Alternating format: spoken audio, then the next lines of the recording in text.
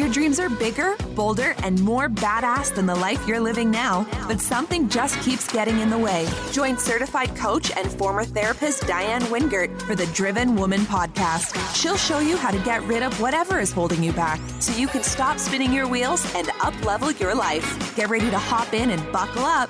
This is the Driven Woman podcast, and we're heading for the fast lane.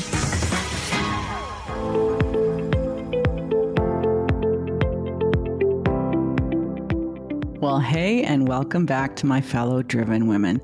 I have been on the lookout for very successful entrepreneurs who have ADHD, and I've been finding them.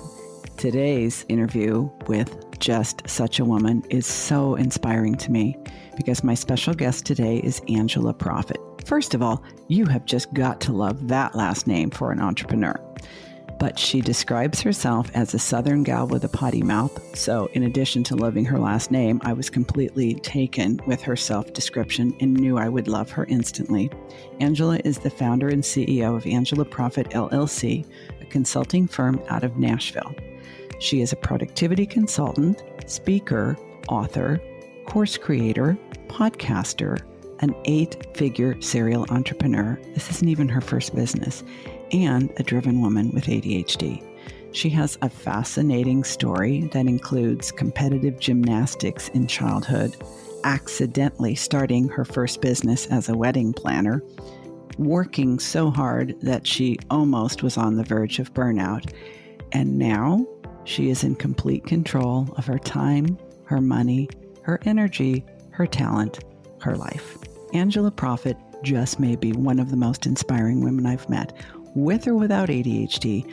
And whether you are an entrepreneur or not, you are going to learn a ton from this very lively conversation.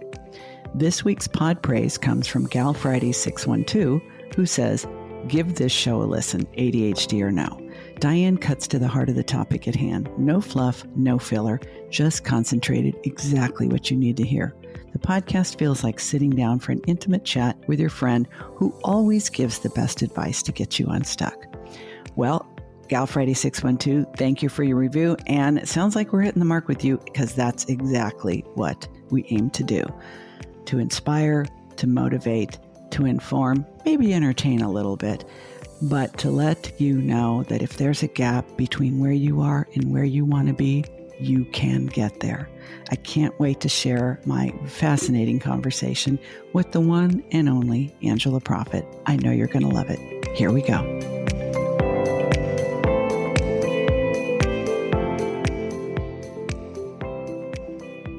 I have been looking forward to like a crazy person because my guest today, Angela Proffitt, you got to love that last name.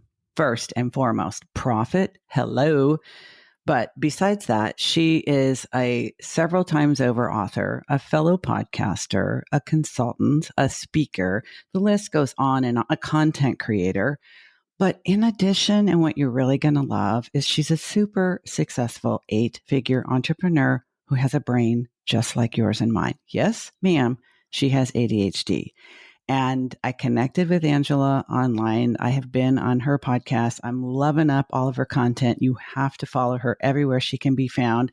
And today, we're going to bust through some of the myths, misunderstandings, and limiting beliefs that you have that you could never in your wildest dreams become someone like her because you freaking can. So welcome, my friend. I'm so excited for this conversation. I have been so excited, like you, looking forward to it on my calendar. I'm like, one more day, tomorrow, yay, it's here.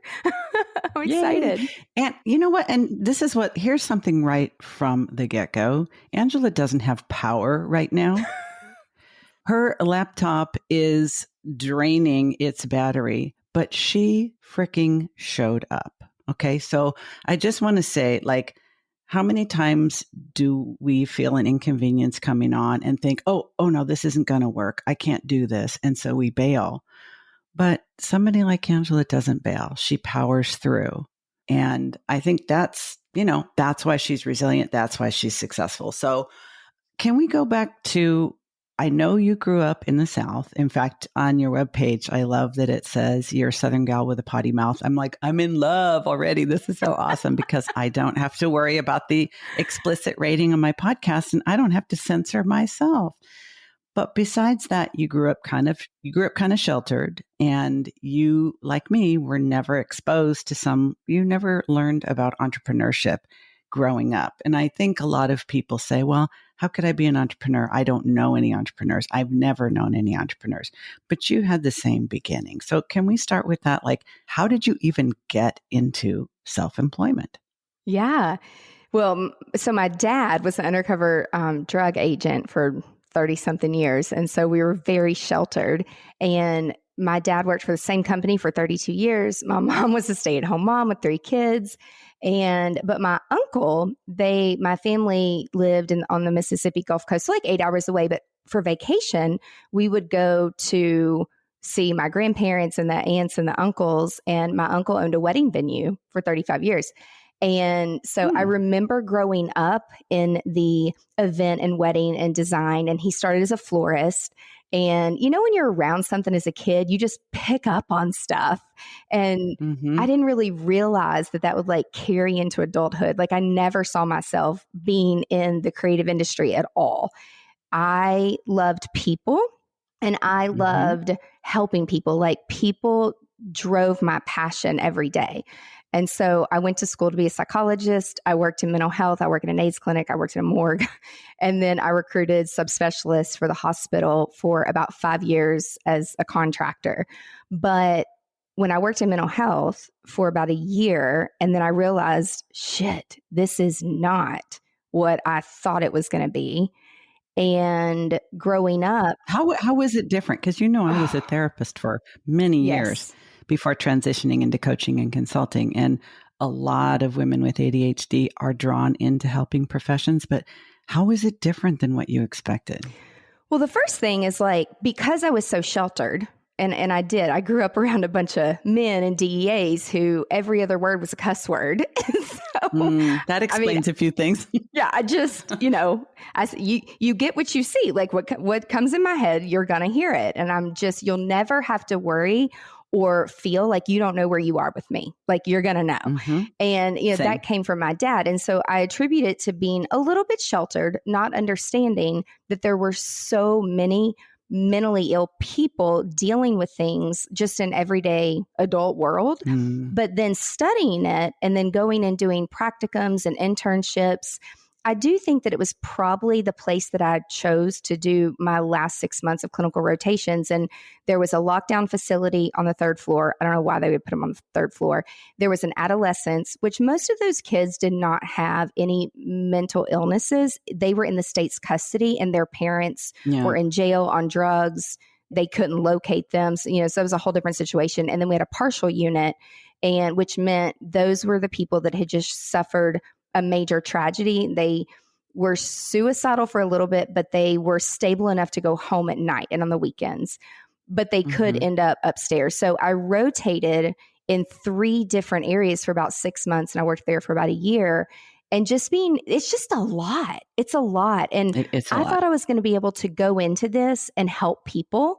But then I started to see, when you get inside of an industry, and there's a few like very vivid things I remember and things that you see. And I'm just like, holy shit, like I'm not going to be able to help these people. They are really sick. Because of the system and because of just how impaired they were. They were so everything. Like they were so sick. Yeah. Some of them did not take their medication. Some didn't have the family support. Some didn't have the insurance. It was just, it made me ill. I mean, I literally cried. I would call my parents walking because my uncle had a condo on the beach. That's where I lived. And then it was like 4 blocks to the hospital. So I would walk to work every day. And I would call my parents on the way when I would walk back, just crying and telling them about all these sick people. But there were 2 really significant things that happened, like 2 patients, a 6-year-old little boy. We were in a therapy session and I was just there to shadow and take notes. And his mom came in to see him, and they were getting ready to go back to court. And this was the final court date where clearly the mother was on meth. She was on, it was awful. And the state was taking custody of this kid. Yeah. And so he looked at the psychiatrist that I was training under and said, and he kept saying, the little kid kept saying like, Mommy, I'm so sorry I'm not there to make you breakfast. Mommy, I'm so sorry that I'm not there to help you eat. Like things that a 6-year-old should not be saying to a parent. So, we're documenting all that. And then the psychiatrist said, talked about the court date, and he was trying to like prep the child and talk to the child like you should. Mm-hmm. And he got in his face and he said, if you take me away from my mommy, I will find where you live and I will kill you. This is like a 6-year-old. Dang. And I'm just like, shit, okay. Yeah. So that was the first thing that I'm like, I don't think I can do this. And then a few months later, we had a patient that was in partial. And this is where I go back to, you never, ever judge a book by its cover. You never know what's going on with someone or what happened to them either that morning or even the night before. You don't know. Good rule of thumb. And this woman, her name was Jane, beautiful woman, beautiful husband, beautiful daughter, amazing, like expensive, nice cars, her clothing, her purse, her shoes. I didn't know that much about like high-end brands then because like I hadn't experienced the luxury market yet. But I just knew that like you could just tell the way she walked. Like they were extremely wealthy. And I'm thinking in my head, I'm like, what is wrong with you? Like, why are you here? What are you doing? And then she comes into partial and she starts telling, and she was bipolar, schizophrenic, and that started to come out in my head. I'm like, holy shit, this lady is crazy. I mean, you never say that, but I'm just like, I really don't know but how. Your thought bubble was very colorful, probably. Very. I'm like, how are we going to help you? Happening? Like, you're all over the place. And so we worked with her for months, probably about, I would say 4 months. I'm bad with time, but she had a suicide episode over a weekend. And so they put her in inpatient. And it was my role to go and see her and talk to her and say, what were you thinking? Tell me what happened. I was supposed to document it all. And again, I had seen her every single day, Monday through Friday for months. And she looked at me and said, who are you? And I took it so personal. And so I went home that night and I called my mom. I'm like, I can't do this anymore. Like I thought like we were getting somewhere with this lady, and then she tried to commit suicide, and now I'm like, Mama, she didn't remember who I was. Like, how can you not remember somebody that's been there for months and months in all your therapy sessions? Like, I just took it. I was so young and I took it so personal. I'm like, I'm moving home. Like I'm moving back to Nashville. And that's when my parents are super involved in the Catholic diocese. And at the time, their friends' kids were getting married. They knew me and my sister knew how to decorate just from our uncle's business. And so we just started decorating church weddings for free, for fun. We did it for fun for like 2 years. And then y'all, social media, we didn't even have the internet at home back then. Like my ass was in the library. Okay. And I don't even like books because I'm not a good reader because I don't retain what I read. Thank God for Audible. Thanks, ADHD. Yeah. So it's just, and that's when I started to really I knew I had to understand. I didn't really know I was starting a business. So, because I was just doing it for fun and I didn't need the money. Like I had a good job and I was a competitive gymnast and I taught gymnastics at night. So y'all, I've always had like 3 jobs. Like I could never not be doing a lot of different things. So even I started coaching gymnastics when I was 13. I couldn't even drive. And, I was in the gym, and you and I talked about this on my podcast. Like that was one of the things that I think really did teach me discipline and how to short-term focus and how to work hard. And when you do the same thing over and over, you're going to get better at it. So I'm very thankful my parents had me in sports. The advantage of that, and gymnastics in particular, Angela, what I've come to learn from working exclusively with women like us for the last number of years is the ones that become really successful, such a high percentage of them have had a competitive gymnastics or swimming background as a child. The discipline, the consistency, the delayed gratification, the pride in accomplishment, the resiliency of failing and trying again and failing and trying again, the understanding that you have to rely on others in order to succeed. You can't do everything yourself. You have constant feedback on your strengths and your limitations. I mean, the advantage is so significant that I think any kid who gets diagnosed with ADHD, their parents should immediately put them into a competitive athletic environment. Wouldn't you agree? Absolutely. Not that it has to be like now that, It doesn't have to the be older I get, gymnastics, the but more my joints are like, yeah. I still don't like, even if I could go back, like I still don't regret it. My nieces, one of them is now competing and, it's meet season right now. And I'm right in there with her saying, teaching her and coaching her and helping her. And, so even my nieces are in it now, but that was really the start of, okay, I am going to start this business thing because people at the church, like bridesmaids and groomsmen that were in the wedding, they're like, hey, I'm not Catholic, but I'm engaged and I'm getting married. And like, you made this day so perfect for so-and-so. So can you come here and do my wedding? And then that turned into not a wedding, but like a conference and then a number one party. Because I live in Nashville. So we work with a lot of people that are singers and artists. And so then I had like Elegant Weddings by Angela. I don't know what I was thinking, like branding and coaching, because none of that should exist. And then I'm like, well, I'll just have another business, Events by AP, because it's not weddings, but we can do any event. And so my uncle, I'm telling him, and he's like, Angela, you have to get a business license. You have to get insurance. How much money are you working with? What are people paying for events down there? And it was very different. You didn't know anything about pricing or competition. No, you didn't even, nothing. You sort of accidentally became an entrepreneur because you had a skill, you enjoyed using it, people responded, and they wanted to pay you. And you're like, why the heck not? I mean, that's so awesome. Yeah. I didn't know what the hell I was doing.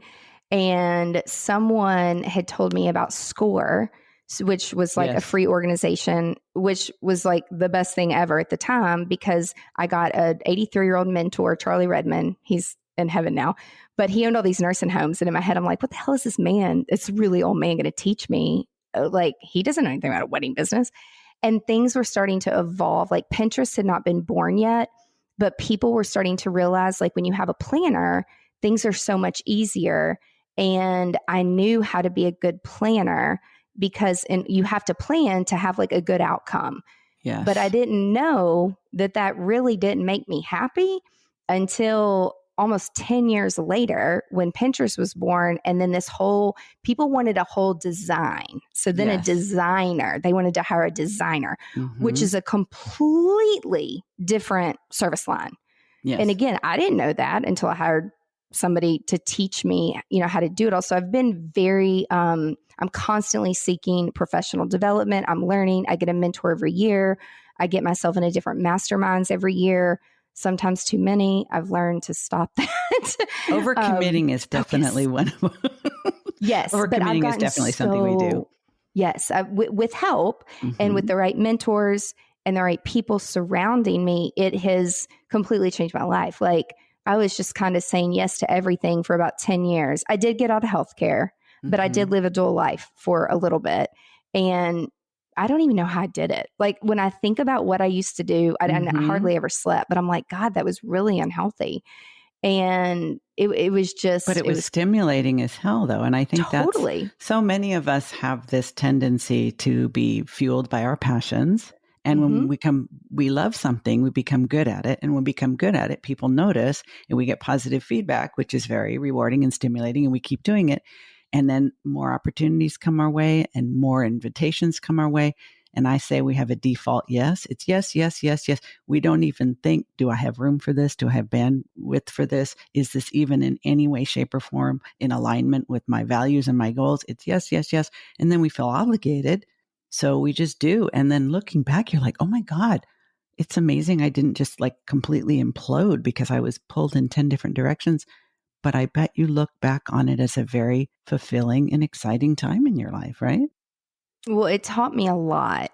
And I think back to all of the yeses and like the networking meetings and can I pick your brain and yes to every client, no matter what they needed. It was like, I knew I could help them. And, then I just started hiring my friends and my family, which was not the best idea for friends.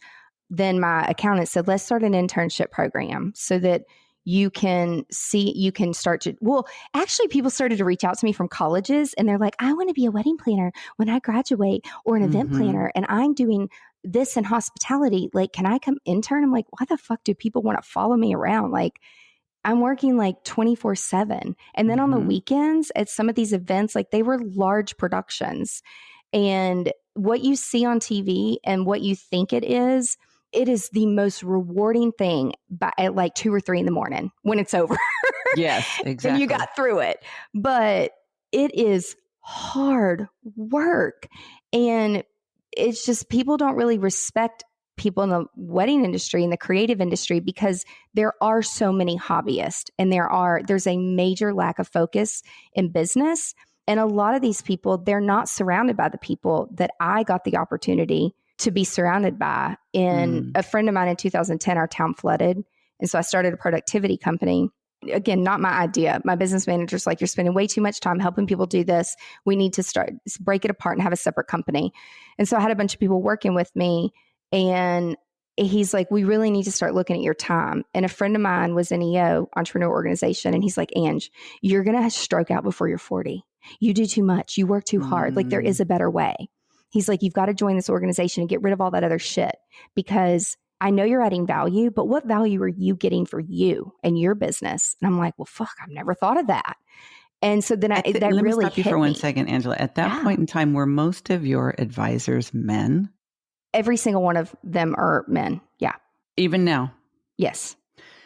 Okay. I got to lean into this for just a minute, because as I'm hearing you say this and I'm realizing you and I are like absolutely the same, just say yes to everything because I know I can help, because it's fun to say yes, because I like doing things for people and not having an accurate notion of my actual limitations, just feeling like as long as I feel like doing it, that's a good enough reason to say yes. And then once people are counting on you, even if you want to change your mind, it's too late. You have to do it. I think women maybe don't always give other women the best advice because we're all culturally conditioned to think we can have it all, be it all, do it all at the same time without help. And men don't think like that, do they? They're like, you're doing too much, girl. No. What is this doing? You may be doing a lot for them, but what is this doing for you? And you probably weren't even focused on the money at that point. You were just focused on being of service. No. And doing stuff you were good at. Was that hard? Was that a hard lesson to learn? Did you struggle with it?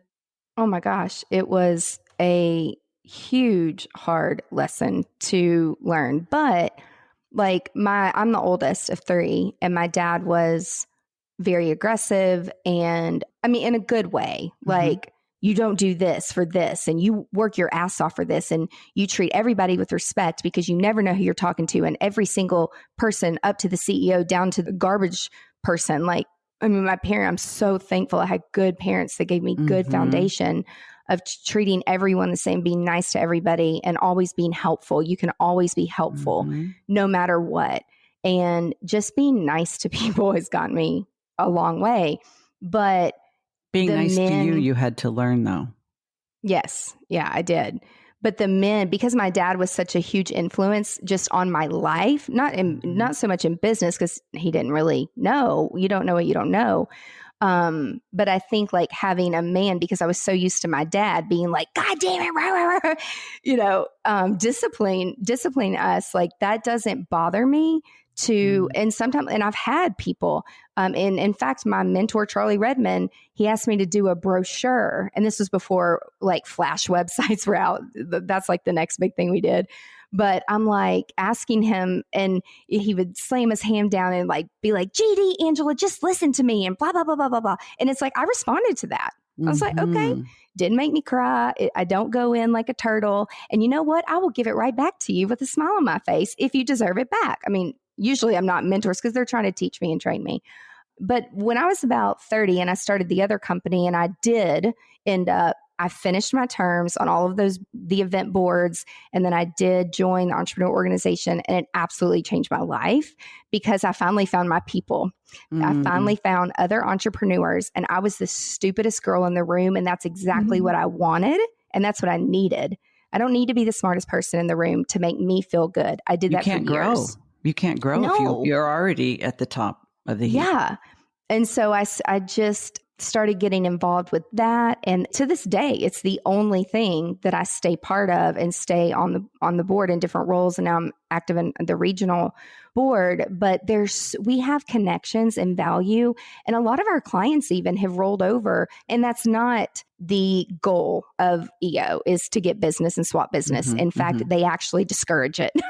But by default, end up doing business with each other. And a lot of our clients, we have a level of trust, and I call it potty train your brain. But it's like, I'm a very potty train your brain. I'm very trained as having ADHD. And it's like, sometimes I'm doing it and all my team members know it. And I'm like, if I start to do it, stop me and help keep me on track. And it happens daily. So when you say potty train your brain, you're referring to like when you go off on a tangent, when you hop to the other train and you start going in a different direction. Fast.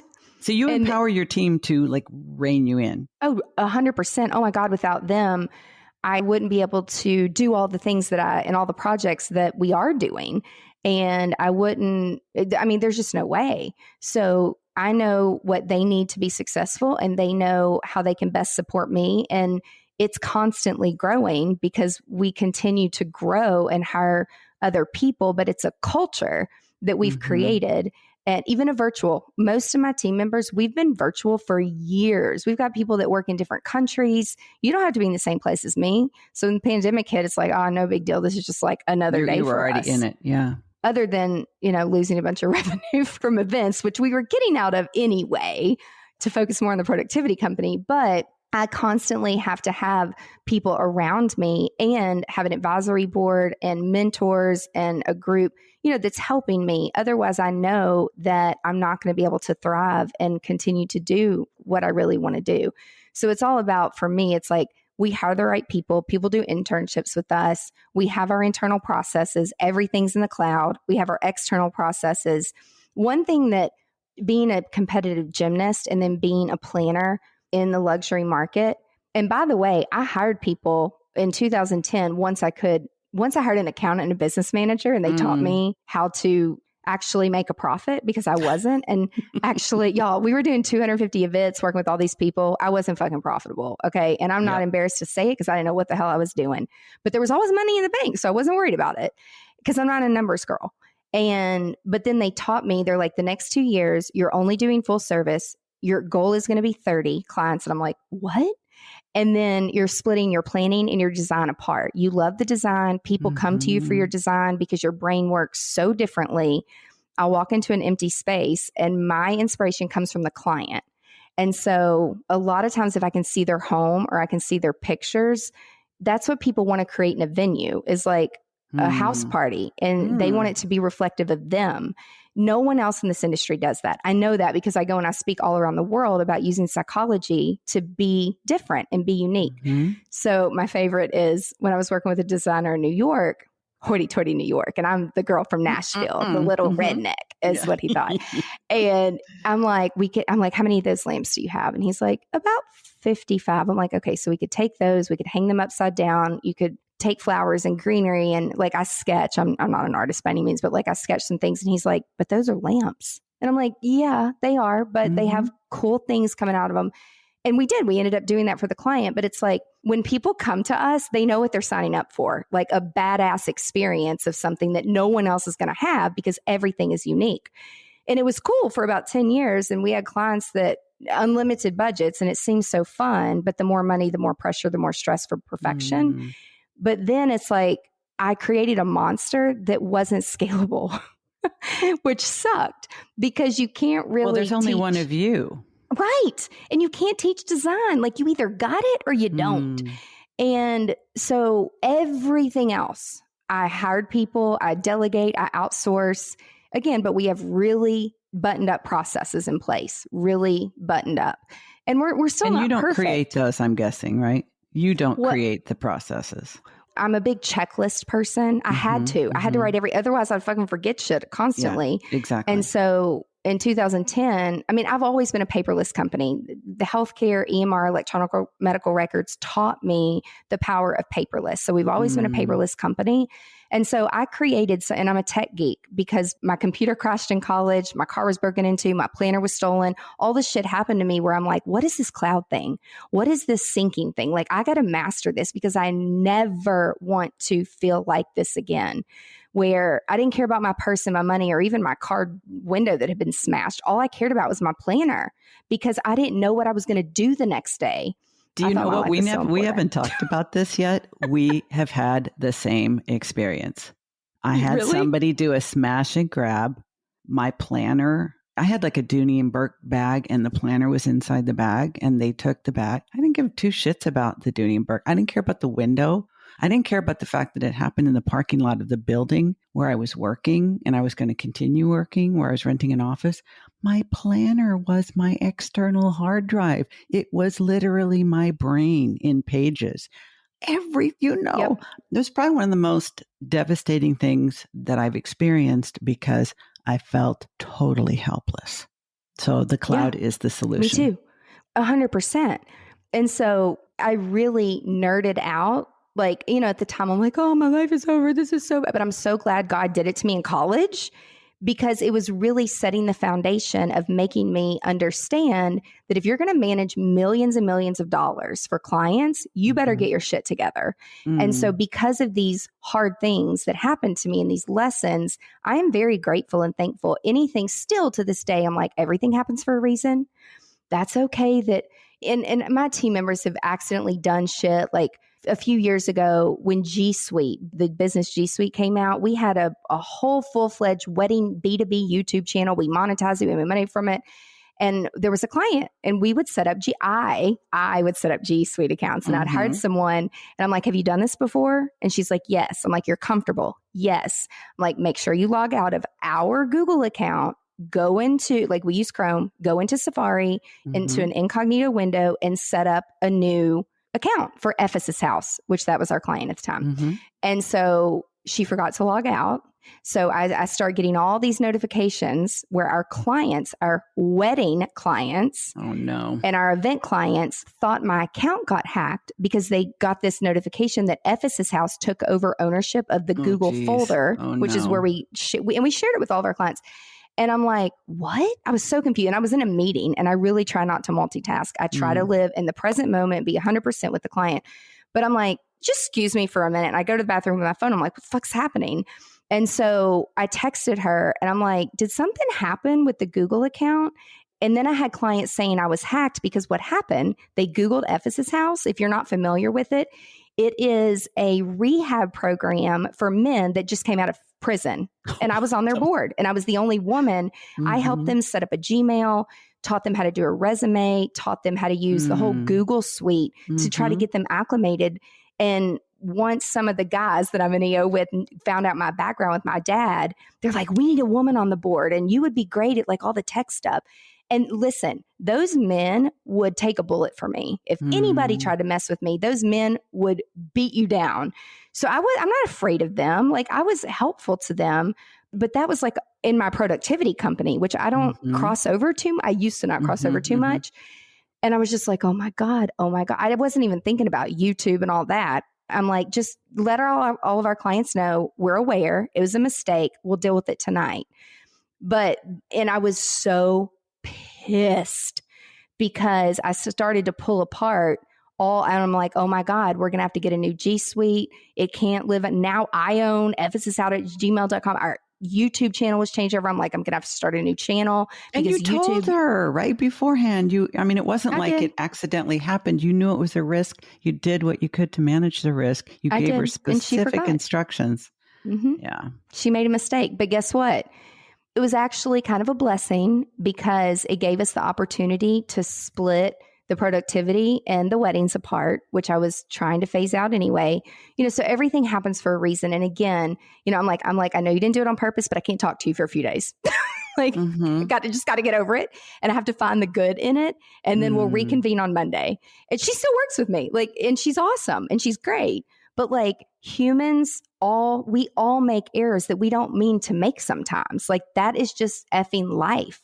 And it's all in how you react and how you learn from it. And it makes you a better leader. It really, really does. So it's just, that's where my psychology comes in, where I think of like all the really crazy experiences with some of my patients. And I'm like, okay, it's okay. It could be much worse. No one's on fire. No one's dying. No one's burning down. Like, this isn't horrible. Like, it's not really fixable because it wasn't, because Google won't let you change your name. YouTube won't do it. And again, this was years ago. I don't even know if they'll let you do it. But now we have an even more button-up process when we start our clients' G Suite accounts. And the same girl still does it because I know that she will never let that shit happen again. Absolutely. Ever. That's a one-time situation. Ever. And Yes. you forgave her. You learned from it. She learned from it. 100%. She'll never be asleep on the job in the future. I've got to ask you though, when did you find out that you have ADHD, and did you suspect beforehand? Because something I know from having been a therapist for so many years is I think there's a lot of people who have ADHD traits, but you don't actually qualify, air quotes, for a diagnosis unless you have the traits and impairment as a result of the traits. And as I know you, I'm like, where's the freaking impairment, right? So how did you figure it out? When did it happen? Give me the deets. Yeah. When I worked in mental health, and one of the psychiatrists that I was working under, he would notice that I couldn't just take a chart and like finish one patient. So that was like the first thing. And so he's like, are you done with that? And I'm like, no, I'm not done with that one, but I'm going to come back to that. I just had another thought. So I need to write it down in this person. It's like, I need to be doing 10 things at once, or I just don't feel productive. And like my brain is moving so much faster than my hand. And so that was like the first little inkling of it. And then the more that I worked around him, his name was Mitch, Dr. Mitch. He's like, have you ever been tested? And I'm like, as I was growing up, and I asked my mom, my parents had to go to a lot of therapy, a lot, because I was such a strong-willed child. And I would like move from things to things to things, but no doctor ever looked at me and said like, oh, she has ADHD, like let's put her on medication kind of thing. Did you do well in school, like grade school, elementary school? I hated school. I have a photographic memory, so I had to use a lot of flashcards. I'm not book smart, I'm street smart. And so, I made good grades kind of to make my parents happy. And you had to keep a B average to be on the team for the gym. Right. So it gave me something to work towards, but I did not like school. That's a whole different story. Like I learned, if they were like, read this book, I couldn't retain it. But if I was doing it with my hands, that's right. And when YouTube came out, like I was a whole different person. So the doctor you were working with was noticing things like you had to do 10 things at once. I mean, it makes so much sense that you ended up developing a productivity company because it's one of the things that I think all of us have in common is that we have this very expansive mind. We have these ridiculously high expectations, and we want to be able to do all the things. So if that means you're doing 10 things at once, that feels completely normal. What else did he notice and point out to you?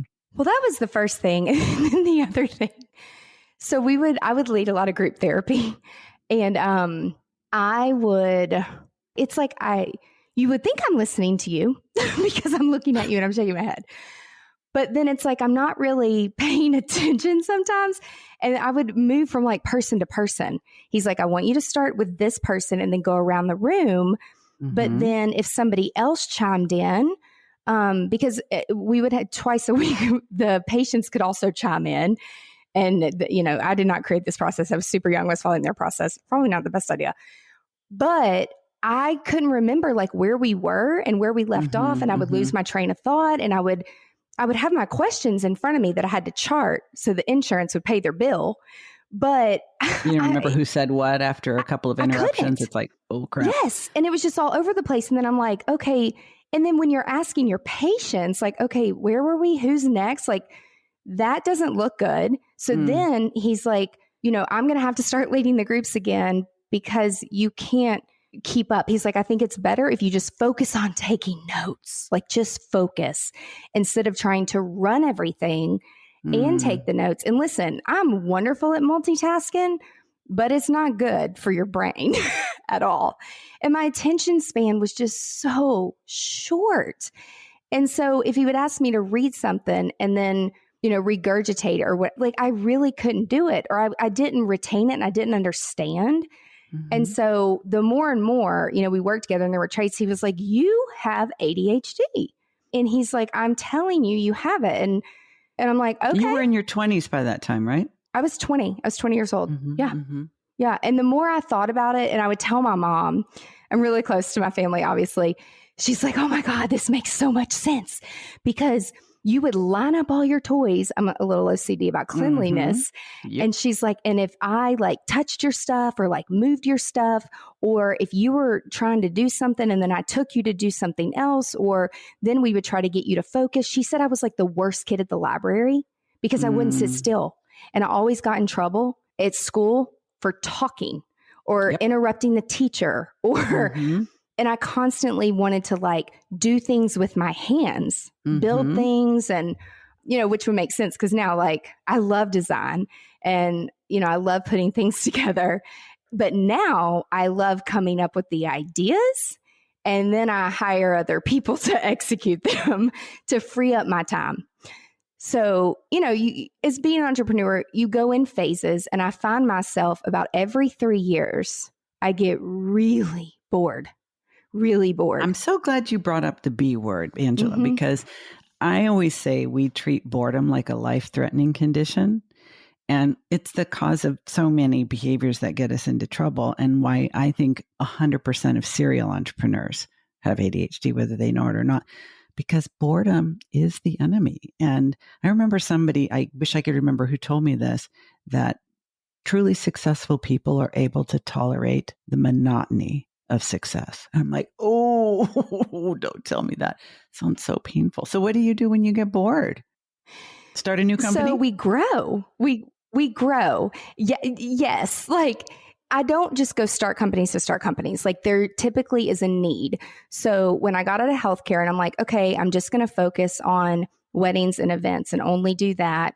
And then we started to pivot and say, we're only doing full service. Well, at the time, this is when TV shows and wedding shows. And so I was doing a lot of production. I was on the road with country artists. And so I was like, and that was like a good 3-year commitment because some of these things that we're planning, they're 15, 18 months out. And I mean, my life just flew by. It seems like, oh, that's a year away. But it just, the older you get, the faster it goes. And so after we wrapped one of our shows and I was like, oh, well, really what happened? In one of those places we filmed in Antigua at Jumbie Bay. I had never been to a private island. I didn't even know what it was. I'm like, how am I here? But when I was there, I learned a lot about the Rosewood brand, which is like a step above a Ritz-Carlton. And their everything was imperfect, their customer service, everything. But they didn't really have it buttoned up for luxury brides because psychologically, they didn't really know what they didn't know. And so when we left and departed from that wedding, one of the directors said, can I tell you something? You're the first wedding planner we've worked with that is not crazy and you're not bitchy. She's like, can we add you to our preferred list? And I'm like, I don't even know what that is, but sure. Sure, you don't have to ask me twice. But I think that they thought I was going to say no because it does sound a little glamorous, like going to private islands all the time. But what you don't know behind the scenes and what you're not thinking of is you have to plan ahead like 90, 100 days ahead. If you don't have your shit to the barge in Miami and it doesn't leave the dock and make it through customs, your stuff doesn't show up. There's no Amazon Prime. There's no Hobby Lobby, Michael's, Walmart, Target, none of that shit. So if it's not there and you don't bring it with you in your luggage, like you can kind of get screwed. And that happened to me. Like some of these flowers did not show up. And so at like 3 a.m, I'm climbing up trees, like cutting shit down, which is kind of illegal there. But got to do what you got to do. Exactly. And it's like, it's not about the flowers, but still like we had to have something on tables. And so, I'm a solutions person. My brain is constantly, it's like, okay, something's wrong. Let's fix it. We can do this. We can do that. So they thought that I would never want to come back because some of our stuff got caught in customs. I'm like, oh, I'm not even thinking about that. That was like, so 3 days ago, we're good. So and 3 days ago, you're like, moving on. Once the problem has been solved, you're not thinking about it anymore. Absolutely not. That's part of our magic, I think, because so many people will make a mistake and then they'll freaking obsess and ruminate and replay and self-doubt. And it's like, I have so forgotten about that. Whatever solution we pulled out of our butts and threw at the thing, it's good enough. And now we're on with the next thing. I don't ruminate. I don't even know how. I don't know how. No, I don't have time for it. There's too many future focused things I got to get to, right? Like too much going on in my brain. Yes. So, but what that did for me is I left there and I'm like, I want to own a private island. This is what I want to do because I want to be, and it sounds so flippin' cheesy, but when you can create a culture where people are genuinely happy at what they do to show up every day. And I'm like, I want to get an island and I want it to be the happiest island in the world. And I want people to come there to like renew their vows, go on their honeymoon, do executive retreats with their team for team building. And I had it all planned out in my head. And I started to research, which I'm not a researcher, but that's like right when I got real good at the internet. I think that's right when I got an iPhone too, because I used to have a BlackBerry. And I changed my whole company over to all Mac products, which was like a whole new world for the creatives. And that December, when I got back, I sat at Apple every day and I took every free class for 30 days. The people thought I worked there. And I learned everything I could so that I could go and train my team on how to be productive with like all these desktops and all these things. And also, again, that's hyper-focus for you. But it was like all these apps and like things you could do in iMovie and GarageBand and then all the different desktops and how you can organize them. And I was just fascinated by it. But also too, I gave it my all because of what happened to me in college, because I knew how powerful it was understanding how to sync and hook everything up. A lot of people, they think they go to the Mac store and they buy a laptop and they walk out and they think your shit's automatically backed up and it's synced and it's in the cloud. No, people, it's not. A few things may be turned on, but as you add to your Apple repertoire over here, if you don't set things up correctly, and we're so busy and we're so distracted, we don't take the 5 minutes to watch a YouTube video that tells you exactly what you need to do or hire a consultant to like set it up for you the right way on the front end. So I actually started working as I would say like a contractor with the Apple business program. They're like, can you go out and like teach other people? Because my number one thing is I always need to know the psychology of my audience. Always. And so I did things a little bit differently. I wasn't just a programmer or an analytical person that was going in and I'm like, this is how you do it and you move it and monotone and boring. No, like I wanted to have fun and I wanted to understand my audience and learn how to customize the message the way they needed to hear it. I needed to get them to buy into it, what was important. And in my head and all the assessments I learned in mental health, I'm like, okay, I'll use this assessment. And I need to, profile these people so I can teach them the best way. And then, I would help support them and be there for them. And it would take all their frustrations away. And people kind of hated me the first week. And then after, day 30, it was like I was like their daughter or part of their family because they're like, oh my God, I showed my kid we could do this and this. And then it just trickled over into our clients too. Like we got all of our clients. I'm like, that's cute that you have a notebook and I'm going to take a picture and put it all in Dropbox. But if somebody stole that notebook, how would you feel? And, people would look at me and they're like, huh? I'm like, don't act like that shit's never going to happen to you because it could, because it's happened to me. So that's fine if you want to carry it around, but just know that you have a security blanket with everything being backed up in the cloud. I'm like, you don't have to do it, but I'm going to show you. It takes 5 minutes. Give me your phone. I'm going to put some free apps on it. And this is how you do it. Now we have tools to video everything. So I send videos with people so they can go back and remember. But typically I have found in doing this over the years, people don't change or make the change or make the time for change until a tragedy happens. So the flood, a fire, something really where you lose your shit in your business. And then it's like, okay, I'm ready. And, when I speak, the other thing, I mean, I professionally go and speak on this stuff, but y'all, I have had multiple trainings and coaches a speaker coach for 2 years. I spoke for free because people are like, you're really entertaining in your stories, but like you don't finish your sentences or your thoughts. And like, I can't follow you. And I don't Oh, like shit, you they noticed. exhaust me, And so it's like, I had to have professional training to learn. Pace yourself and Yeah, like, and I can talk all day long without slides, but typically when I am presenting, I like to have slides to keep me focused and to keep my mind. I have to remember, I just vomit everything on everybody because I'm so excited to tell you, but that people can't digest that. And so the other thing, I mean, that was another thing with my speaking coach. He's like, do you have ADHD? It's not like when I hire consultants, I'm like, hi, I'm Angela. I have ADHD. So I need you to fix me. I don't say that. And I'm like, yes, I do. And he was like, oh my God, you are so fun, but you're all over the place. And he's like, I got my work cut out for me. And so they made me like video myself and listen to myself. And when I would drive and listen. And so lots and lots and lots of coaching on that. And then I was, and then you I felt, take feedback so well, which I got to say, one of the things that most women with brains like ours, Angela, deal with. Have you ever heard of rejection sensitive dysphoria? Okay. Yeah. As I'm learning, about you, I'm realizing if you ever did have it, you've learned how to manage it, because to be so open to feedback you've had multiple people that you've hired to help you. Dude, you have such ADHD. I never see any defensiveness. I never see, you don't get butthurt. You don't start apologizing, explaining, excusing. You don't feel like a victim. It's like, yep. And that's not to say you don't sometimes feel like called out, but like, how do you feel about it? What does it mean to you?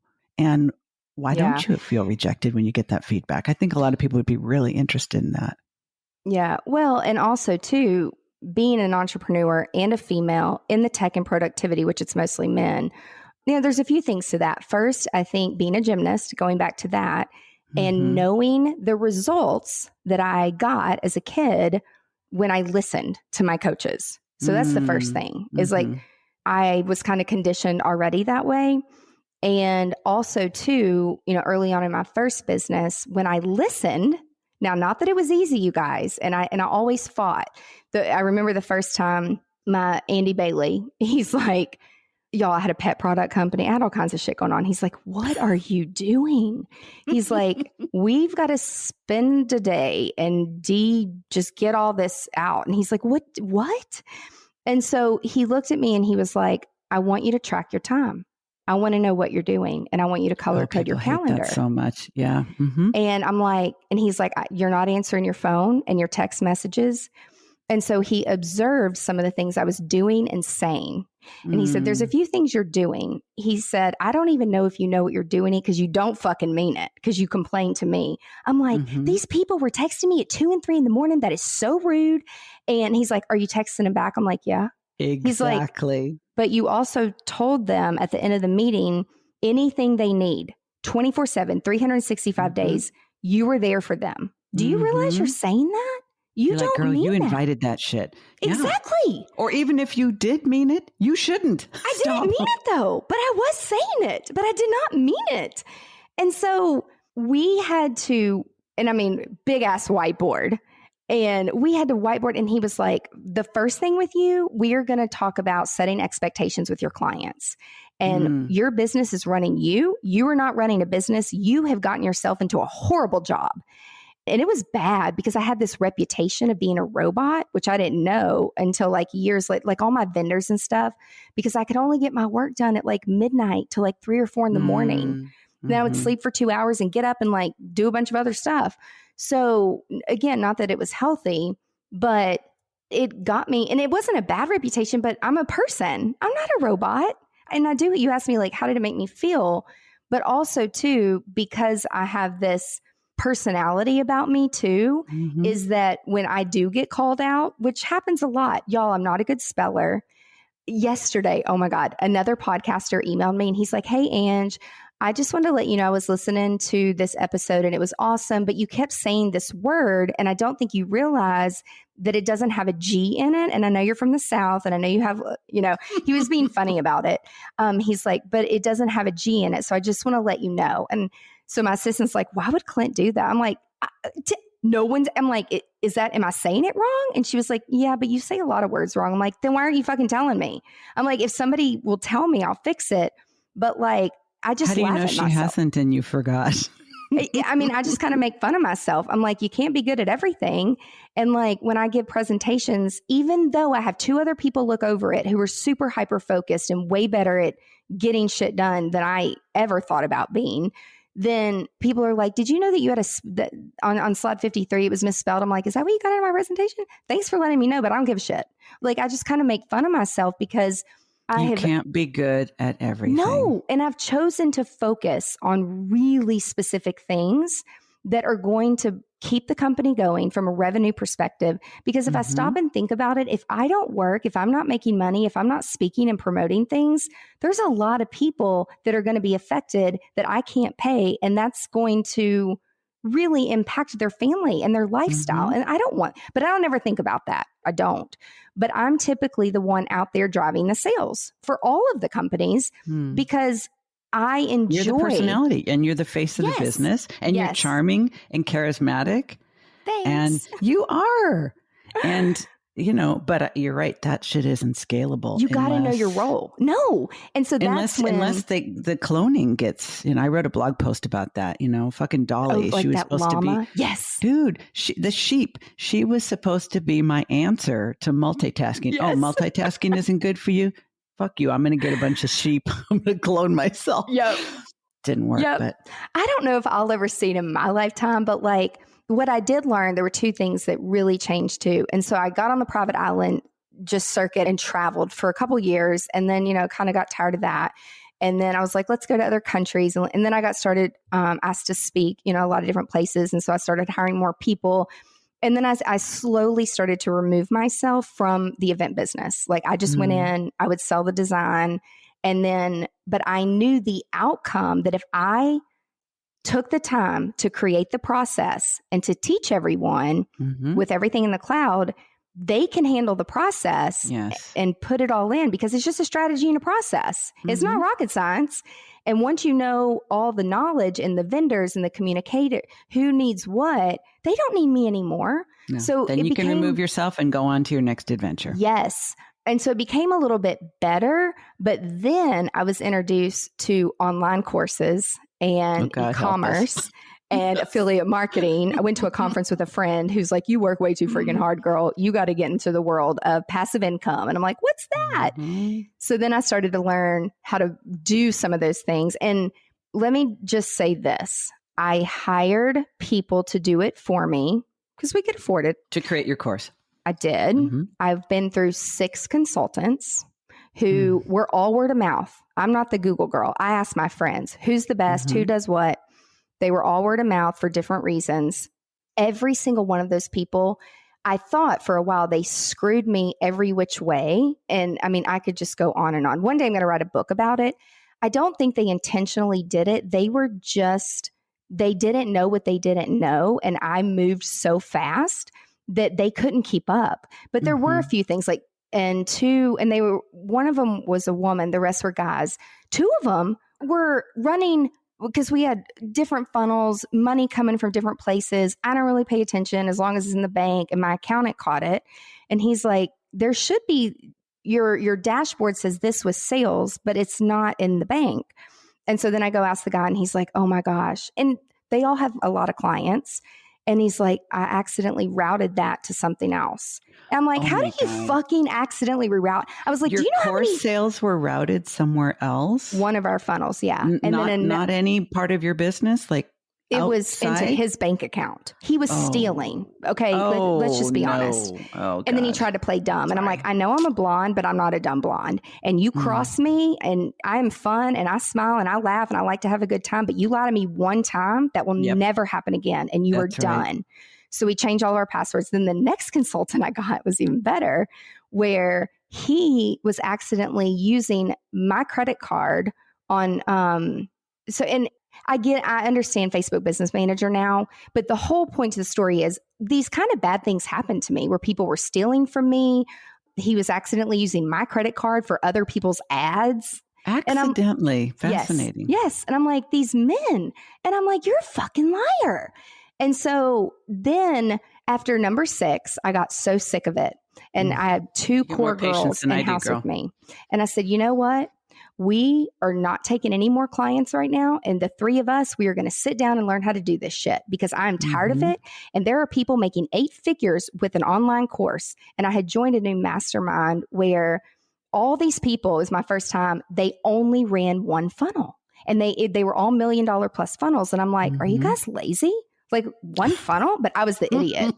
So I started to learn the techniques of focus and beta groups and tweak and fix. I learned about A/B split testing.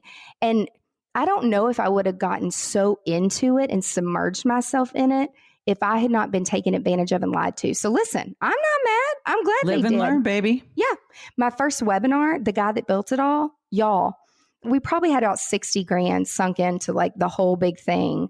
And that was going to be like our big thing for the upcoming year. And it was B2B in the wedding space. And it went great. There were hundreds of people there. People were clicking. All the links were dead. I had someone email me and say, hey, I'm trying to get this course and it's not working. So I texted, his name was Clint, and he literally said to me, oh, I forgot to test them. You'll have to tell my wife to kick me in the balls for that. Literally. So he admitted to doing it.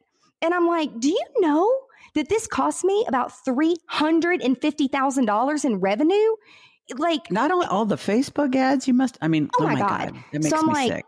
So that was another final thing where I'm like, well, I guess we're going to be doing our own webinars and our own. So all these things kept happening to me. So we learned how to do the Facebook ads. But again, there were 3 women learning how to do all this, going to conferences, reading, they read, I watched videos. But then like one would take care of the analytics. One would like be the project manager, making sure that we were all GSDing on time, getting the shit done. I did all the design. So I learned how to build websites, landing pages. I learned ClickFunnels. I learned lead pages. I learned Kajabi. I learned all this stuff. And I hired a copywriter to like do the conversion sales copy because like, again, I'm no copywriter. I got ADHD. I can't even finish a fucking sentence, much less write copy that's going to convert. I'll do the videos and you give me a little bit of a script so I don't go off script, but like I can follow directions. And so that was just figure shit out though. I mean, that's why like your company, GSD, Getting Shit Done, it's brilliant because you don't want to do anything but the stuff you're really good at. But if you hire people that are either incompetent or unethical or God help us both, you're like, fuck this shit. And you learn 100%. It. You have learned so many things you should have never had to learn because you were spending your hard-earned money on people who were supposedly experts. But at the end of the day, I'm with you. Lie to me once, shame on you. Lie to me twice. I am going to say shame on me because that's not going to happen. Like you probably have really good instincts and intuition about people, and sometimes they slip by. Yeah. Now we acquire these things the hard way, I guess. So what's up next for you? Like the radar's on. Yeah, you've already accomplished so many things. Yeah, like what's up next? What's the future going to hold for you? What's your next big thing? Well, right now, like with all that to say, everything happens for a reason. And so when the pandemic started, for us, we were like, okay, in-person events, which we were phasing out anyway. We learned how to build on a few digital platforms, which I really was involved with VR when VR came out a few years ago for virtual reality. And so I've built in 3D. Again, it's all design and there's a lot of moving parts. So we learned how to do that. And so we have a few digital conferences we'll continue to do for the right client. But really, I'm glad that all those things happened to me because now I know the detail that needs to be done. And so a lot of my friends in EO came to me when the pandemic started. They had to let their marketing teams go, their content creation teams go, but they knew that they knew I knew what I was doing because I was doing it for my own brand and multiple companies that I oversee. And so it brought us another stream of revenue where you're now teaching it to people that are just going online now. Well, yeah, now like we have one funnel. GSD Academy. Yes. And we've had only one funnel for 3 years, and we perfect it and we change it based on all the user data and I ask for feedback and we take surveys. I want the feedback because I want to make it better. I want, especially women, like, don't be afraid of technology. Like, you can do it and you can learn. Like, I have to time block, and that's how I live. And I am able to accomplish so much is because if it's not on my calendar, it doesn't exist. Not gonna happen. So, and like, we will block out, chunks and chunks. Right now, like next week, we are part of a podcasting event. It's a 2-week event. It's a big digital event. I'm going to be there. Thanks for the discount on the ticket. 400 plus speakers, 10,000 plus people from all around the world, 10 plus languages. So, I knew that was coming up. We completely blocked the calendar. Unless something absolutely had to be done, I'm like, no, I'm going to attend I'm speaking at it, but I want to attend every session that I can. I want my assistant to attend with me so she can learn, because we're doing a new YouTube series. So it's like, I really have learned how to delegate so that I can be present. And y'all, it doesn't happen overnight. But really for us, what's next is, we continue, our main source is GSD Academy. And we really build relationships with people like yourself that we're doing podcasts with, people that I meet at other speakers. They also have courses or books. And we know that each other's stuff is very impactful for our community. And so we really focus on those relationships, affiliate marketing, and doing GSD Academy. That is the foundation. But what's next? Like, we're working on a book, The Profitable Shift. And so I talk a lot, and taking all my notes and all the productivity tips and everything. And actually, I have 9 books that we've done. We do a book every year at the end of the year, but this one will be different, where we actually have a publisher, and then we have a speaking tour where we'll go and speak and give the book. And I never really did that before, with the others. And some of them now I update them every year. We use them as lead magnets, and some of them are ebooks, and, we'll give them away for free to capture people's phone numbers and emails. We want to give a ton of value before people buy anything Invest from in us. You. Absolutely. Yeah. Because we want them to know the big thing with productivity is, if you don't put in the effort to actually make the change to equal the result, it's not going to work. So I don't want your money. I don't need your money. No. I only want you to invest in it. And really, they're not investing in you, they're investing in themselves. And I think they have to get to the point where they realize that. Yes. It makes me crazy with all of the people that say, I just want you to tell me the perfect tool, the perfect planner, the perfect app. I'm like, honey, darling, the one that will be perfect is the one you will use. You won't cheat on it. You won't look for its replacement. You commit to it, and you keep practicing until it's second nature and you can't imagine your life without it. That's what makes it perfect. Any one of them will do that. And that's such a hard lesson. It's so hard. I mean, you had to learn it. I had to learn it. And people have to be in the right place before we can teach it to them, because everybody's searching for the perfect thing. And there's plenty of unethical marketers who are willing to sell them, right? Oh my God. We could go on for another hour on that. I learned that. Let's not. So we're going to put in the show notes, because you brought up a couple of important organizations that I think people need to know about. EO, Entrepreneur Organization, and also SCORE. I think people need to know about those. And please, Angela, promise once the book is launched, you're going to come back and talk about it, because it's the profitable shift. Like, I think, unfortunately, those of us who are so passion driven and want to help people, sometimes we not only put ourselves on the bottom of the priority list, we put profit there too. You had to learn it the hard way. I had to learn it the hard way. I know that's what the book is about. So you're going to come back and we're going to talk about that in detail. Deal? You got it. You got it. This is so much fun. I could talk to you for days and days. Thank you so much. I know, dude. This is the longest interview I've done so far, and I feel like I could keep on going. But all of our audience has ADHD too. In fact, some of them are probably going to have to break this up into 2 or 3 listening periods. But part 1, part 2. Guys, you can see why I adore this woman. So until we meet again, my friend. So much fun. Thank you. Bye, y'all. Bye for now. Hey, it's Diane. Can I be honest with you? At the beginning of each new year, I always told myself, This is the year I'm going to get my habits dialed in.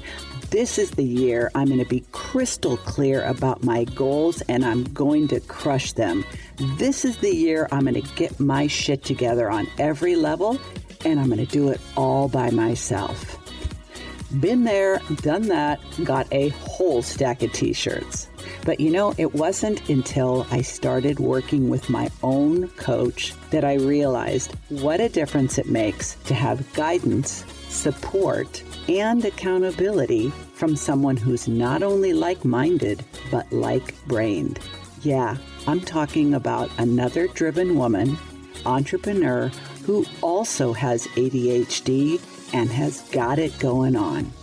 I have 2 openings in my signature one-on-one 12-week coaching program, and one of them might have your name on it. There's a link to a free consult with me in the show notes if you think this might be the year that you really get serious and go all in on an ADHD-friendly business and life. While you're thinking about that, have a listen to what one of my clients' success stories has to say about the difference it made to work with me.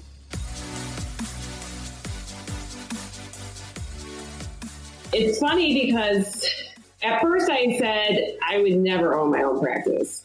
And now I own my own practice. And I would say, I'm never going to take it any more than just treating patients. And now I'm thinking about how can I start my own institute. Yeah, exactly.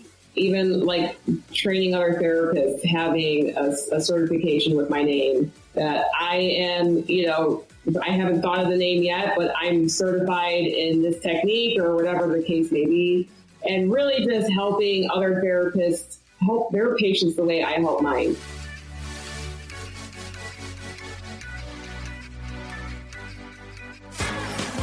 You've been listening to the Driven Woman Podcast with Diane Wingert. Want more straight talk and strategy each week that will take you from spinning to winning? Don't forget to hit subscribe in your podcast player so you won't miss a single episode. Then head on over to the Driven Woman free and private Facebook group community. See you there.